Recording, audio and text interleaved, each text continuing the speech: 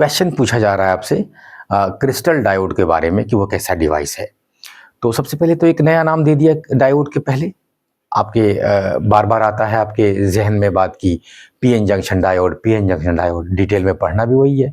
तो जो modern PN junction diodes हैं ना, इनके पहले कुछ और डायोड्स ट्राई किए जा रहे थे, काम में लाए जा रहे थे, ठीक है ना, जो इस तरह से मॉडर्न अभी डिजाइन के वाले तो नहीं थे, लेकिन तब भी सेमीकंडक्टर बेस्ड डिवाइसेस थे। उनको कई बार क्रिस्टल डायोड्स कह देते हैं क्योंकि वो सेमीकंडक्टर क्रिस्टल्स के बने हैं। एनीवेज, नाम एक अलग बात था। जब ये पूछे कि उस प्रकार के सारे डायोड क्रिस्टल डायोड बोले या मॉडर्न पीएन जंक्शन डायोड बोले, तब ये सारे के सारे डायोड कैसे डिवाइस है, ठीक। और ऑप्शंस में लीनियर, नॉन लीनियर, ये सब बातें कर रहा है, तो आपको क्या समझ में आना चाहिए? किसी ग्राफ की बात कर रहा है और सारे कंडक्टर्स में ग्राफ कौन सा आपको सीधा पहले दिखाई देता है। बिल्कुल आपको वही पहले सोचना है। आप ये कह सकते हैं कि सर ग्राफ तो कई और हो सकते हैं। नहीं, ग्राफ अगर बोला जाए कंडक्टर्स में ये किस प्रकार का है, तो आप ओम्स लॉ वाला ग्राफ आपको नजर आना चाहिए।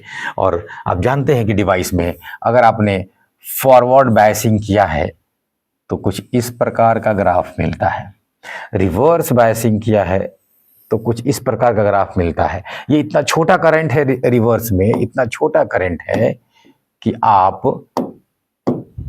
उसको नेग्लेक्ट कर देते हैं, बोलते हैं कोई करंट नहीं है रिवर्स बायसिंग में। एनीवेज, वो माइक्रो एम्पियर के ऑर्डर का होता है और फॉरवर्ड जो है इससे लगभग 1000 गुना बड़ा होता है, मिली एम्पियर के ऑर्डर का होता है। तो इधर करंट है और इधर भी है, कुछ नहीं, ये आई वी कैरेक्टरिस्टिक्स कह देते हैं, ठीक। और आई और वी के बीच जो ग्राफ है वो कौन सा लॉ दे रहा होता है? ओम्स लॉ दे रहा होता है, ठीक है ना। तो ओम्स लॉ जब नाम ले लेगा तो ये केवल वहां पर होगा जहां कंडक्टर है, क्योंकि वहां पे स्ट्रेट लाइन होना जरूरी है। तभी तो ओम्स लॉ का कोई मतलब है कि आई जो है ये वी के प्रोपोर्शनल है या वी आई के प्रोपोर्शनल है, अब जैसे बोले, ठीक।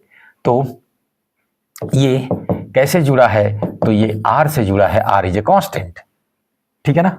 तो इसलिए वी और आई के बीच ग्राफ लेंगे तो स्ट्रेट लाइन मिलेगा। कहां? कंडक्टर्स के लिए, कंडक्टर्स के लिए स्ट्रेट लाइन। और ऐसे कंडक्टर को आप कहते हैं ओमिक कंडक्टर। मैंने बोला ओमिक कंडक्टर, ठीक। सारे के सारे डायोड्स जो है ना, मतलब इनका बिहेवियर अलग है, उनसे स्ट्रेट लाइन ग्राफ नहीं मिलता है, नहीं मिलता है, ठीक है ना। इसलिए ये नॉन लीनियर डिवाइस है। एक और फर्क ध्यान में रखे। एक तो वोल्टेज और इसमें ये लीनियर ग्राफ नहीं मिला, ये तो ठीक है, नॉन लीनियर हो गया। नॉन लीनियर हो गया तो इसको कह देंगे non ohmic, non ohmic conductor. ये ऐसा कंडक्टर है जो ओम्स लॉ फॉलो नहीं करता है, ठीक। एक बात और ध्यान रखिए, क्वेश्चन बनाया जा सकता है उस पर, वो ये कि जो कंडक्टर्स थे उसको आप सीधा जोड़िए, उल्टा जोड़िए, कोई फर्क नहीं पड़ेगा।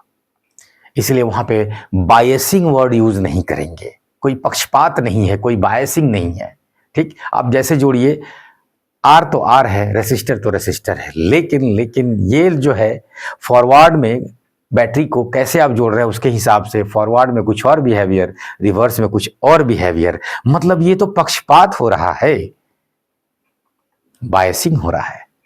तो इनको बैटरी से जोड़ना बायसिंग कहलाता है।